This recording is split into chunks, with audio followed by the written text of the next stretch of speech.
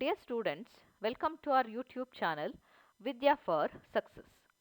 In this video, let us study one more phylum of animal kingdom, that is Ctenophora.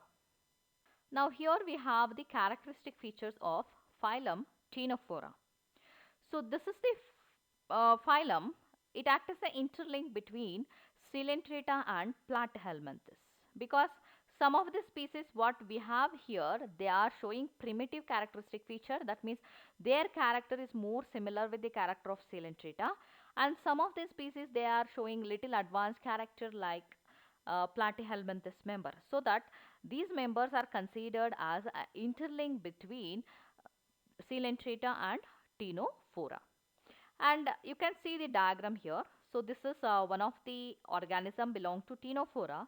So for appearance it looks like jellyfish, but some of the differences, some of the advanced character we can see in this member, so that they are considered to be members of Ctenophora. What is the habitat of these organisms? Where do we find the members of Ctenophora? So they are habitat to marine water. So no species of freshwater we have here. There is no freshwater species. So they are exclusively marine. All members are habitat to marine water only. So that they are called as exclusively marine organisms. And if you look into their body, they are showing radial symmetry. That means through any plane passing through the central axis, the animal can be divided into successful two halves. So that the animals belong to this category, they are showing radial symmetry.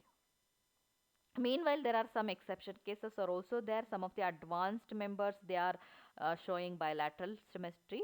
But we are going according to your NCERT textbook, so that maximum number of species what we have in the Ctenophora, they are showing radial symmetry. So that these are the animals are radially symmetric animals. And if you look into the organization, their body is made out of different types of tissues. So the level of organization here is tissue level of organization, same like a Coelenterata members. So there we have seen the presence of epidermis, endodermis. So same like that, the organization of body is takes place here also. So the level of organization is tissue level of organization. Then there are diploblastic animals. So there are two tissue layers can be seen in the embryonic condition. So this we have already studied, right? Diploblastic meaning which animals are actually called as diploblastic animal. So just we are revising it. So diploblastic animals are the animals, they consist of two body layer, outer in ectoderma and inner endoderma. In between those two layers, the mesoglia, that means undifferentiated plane is present, so that these animals are diploblastic animals. Then they are commonly named as comb jellies or sea walnuts. So why they are called as comb jellies? So if you have a look into the diagram here, you can see the green color this thing plate like structure on the surface. So these plates just appear like comb. So what we use comb for combing our hair. So the similar structure we can see in the plates, so that they are called as comb jellies. So on the external surface it is appearing like plate, but if you see those combs from the inner side, they consist of number of air like structure, just like a comb in the plastic comb we will be having the outer this thing surface, and towards another end it consists of bristles.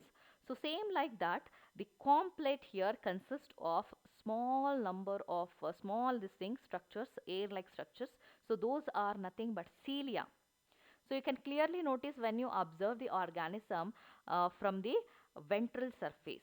So this is actually the dorsal surface what you are seeing in the diagram. But if you see from the inner side, under the surface of the comb plate, you can see the small cilia are present.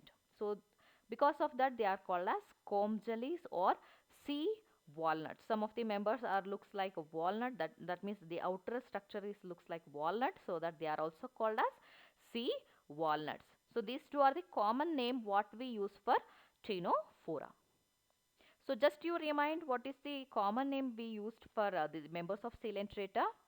Yes, those are called as Cnidaria because of the cnidoblast cells what they have for capturing of prey. So here because of the comb plates present on the surface of body, they are called as comb jellies. What is the number of comb plates it is having? Yes, 8 number of comb plates you can notice. And similarly, you can observe the other structure in the comb jellies in this diagram. So the central hollow region, what I marked, that is statocyst. So statocyst is a small opening that helps in balancing the body, and it consists of a very long tentacles. Long tentacles are present. So tentacles, they helps in capturing of prey, as well as it helps in some kind of movement. Clear? So let us study about the detailed structure of Ctenophora member in the next slide. So now have a look into the examples of Ctenophora. So some of the organism belong to this category are Pleurobrachia. So this is the Pleurobrachia what I showed you in the last slide. The same organism. This is named as Pleurobrachia. Then the second example is Ctenoplana. So this is the Ctenoplana. So both are uh, appearing similar. Both they consist of long tentacles in their body for movement, and the outer 8 complex are present. So these two are the basic examples of organism what we can see in the Ctenophora phylum. Then let us have a look into the structure of Ctenophora. So the Ctenophora is the animal where we can see the tissue level of organization. That means the animal consists of different layers of tissues. So the outer layer of tissue is called as ectoderma, and the inner layer of tissue is called as endoderma, and in between those two layers mesoglia is present, so that it is named as a diploblastic animal. So same like how we observed the gastrovascular cavity in the Coelenterata member, and how the digestion was taken place in that animal, the same type of structures we can also see in these members also. So one of the very important character we need to identify here is the presence of 8 external rows of ciliated completes. As I told, you can also notice in this diagram. So 8 completes are present. Those completes are consisting of cilia on the ventral surface. So because of the rows of cilia what are present on the surface of complete, the animal can easily swim in water. So this helps in locomotion. So the number of completes they are present here is 8 number of completes. This is one unique character what we can't see in the member of Coelenterata. So Coelenterata members does not have completes, but the Ctenophora member consists of completes. Then how do they digest their food? So if you see the organism, mouth is present towards the oral region. That means it can't be seen on the dorsal surface of the animal. It is present on the ventral surface. That means towards the bottom region of the animal we can see mouth. It is labeled in this diagram. You can clearly notice that. So it takes the food material through the mouth, and that food enters into the gastrovascular cavity, because the mouth is connected to the cavity region that is called as gastrovascular cavity, and there the digestion of food takes place. Same like as we have seen in the Coelenterata member. So that cavity helps in the digestion of food material. Clear? And one more this thing structure helps in the digestion of food is some of the cells in the endodermal layer. So we know, children's, right? So there are two tissue layers are present in this animal: outer ectoderma and inner endoderma. So inner endoderma is actually protecting the gastrovascular cavity of the animal. So that endoderma layer consists of some of the specialized cells for digestion of food. So some of the food from the cavity region move towards the cell, endodermal specialized cells, and there the digestion of food takes place. Understood? So there are two types of digestion we can see in this group of animal. One is extracellular digestion. What do you mean by extracellular when we are calling the digestion as a extracellular? Yes, when the digestion takes place outside the cell, there is no cell involved in the digestion of food material. That kind of digestion is called as extracellular digestion. So ನಮಗಿಲ್ಲಿ ಹೇಗೆ extracellular digestion ಆಗ್ತದೆ, ಯಾವ region ಅಲ್ಲಿ ಆಗ್ತಾ ಇದೆ? Yes, that is taking place in the cavity region, gastrovascular cavity region. So ನಮಗೆ gastrovascular cavity region ಅಲ್ಲಿ food digestion ಆಗ್ತಾ ಇದೆಯಲ್ಲ, that is called as extracellular digestion. So intracellular digestion is nothing but the digestion taking place within the cell, some of the specialized cells. So when the digestion is taking place within the cells, that kind of digestion is called as intracellular digestion. Understood? So what cells are helps in digestion here? Some of the specialized endodermis cells, they are meant for the digestion here, so that they carry forward the digestion process in the organism. So here we can see two types of digestion, extracellular digestion as well as intracellular digestion. So same type we have also seen in the Coelenterata members. Then the sexes are not separate. So if you look into the organism, there is no male and female organism here, because both the gametes, male as well as female gametes, produces within the same animal. So the sexes are not separate. It is an example of hermaphrodite, bisexual animal. So in the same animal, both the gametes will be get produces. And the type of reproduction is always sexual method. There is no asexual mode of reproduction in the Ctenophora. They always reproduces by means of sexual method. That means they produces gametes, male and female gametes, they fuses together and form a one more new organism. Understood, right? So the sexes are not separate. It is a bisexual animal and reproduction takes place only by means of sexual mean. There is no asexual type of reproduction. Then where the fusion of male and female gamete takes place? It does not take place within the animal. So just the animal produces gametes towards the outer environment. That means it releases gametes to the water, and in the water the fusion of gametes takes place. So fertilization is external. Understood, children? So here you have to understand the meaning of fertilization. Fertilization is nothing but fusion of male and female gamete that is taking place in the water. It is called as external fertilization. And the development is indirect. So we have already come across with the indirect type of development. So when we are calling the development as an indirect development, yes, when the larval stage is seen in the organism, that kind of development is called as indirect development. Clear? Whether the organism is showing complete digestive system or incomplete digestive system. Yes, it is showing incomplete digestive system, because the only one opening present in the organism is mouth.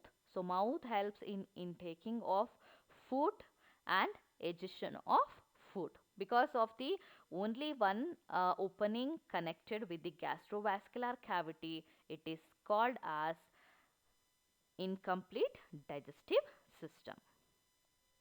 Clear? So this is about the structure of Ctenophora members. So what and all we have studied here? So it consists of tissue level of organization. Then it consists of 8 number of complates on the external surface. They are provided with cilia for movement, and the digestion takes place in the gastrovascular cavity as well as within the specialized cell. So that there are two types of digestion we can see here, extracellular and intracellular. And sexes are not separate. It is a bisexual animal and reproduction takes place only by means of sexual mean, and fertilization is external with indirect development, and it is showing incomplete digestive system. What about this coelom? Does it consist of coelom? No, there is no gut wall here. The gut, in between the gut wall and body wall, there is no cavity. So because of the absence of the complete digestive system, we can't see the coelom here. Coelom is completely absent. So that these animals are acoelomates. Then one more important character what we can see in this organism is bioluminescence. So bioluminescence is one of the unique property can be seen in Ctenophora members. What do you mean by bioluminescence? So bioluminescence is the light emitting property of living organisms. So some of the living organisms have got specialized property in their body. So because of that they emit light. So bioluminescence can be seen in the members of Ctenophora also. So because of this they appear very colorful in water. You might have seen in sea and ocean some of the primitive animals they will be emitting light. They will be emitting light. So this is what the diagram showing the unique property in the Ctenophora. So they are looking colorful, they appears colorful because of this bioluminescence. So here also you can see they looks very colorful in the water because of this unique property. And one more thing I forgot to tell you. On the surface of tentacles, the Ctenophora members consist of cells. So those cells are hidden cells. They are named as coloblast cells. Understood, right? So coloblast cells are the cells present in the tentacles of Ctenophora. And these coloblast cells used by the animal to capture prey. So we have seen the Ctenophora, Coelenterata members. There they consist of stinging cells. That means the nidoblast cells. They are utilized for the capturing of prey. So in the similar way, the Ctenophora members consist of coloblast cells. Coloblast cells on the surface of tentacles. So it is utilized for the capturing of prey. Understood, children? So these are the few characteristic features what we can see in the members of Ctenophora. So by this we end up our discussion on the Ctenophora. Thank you.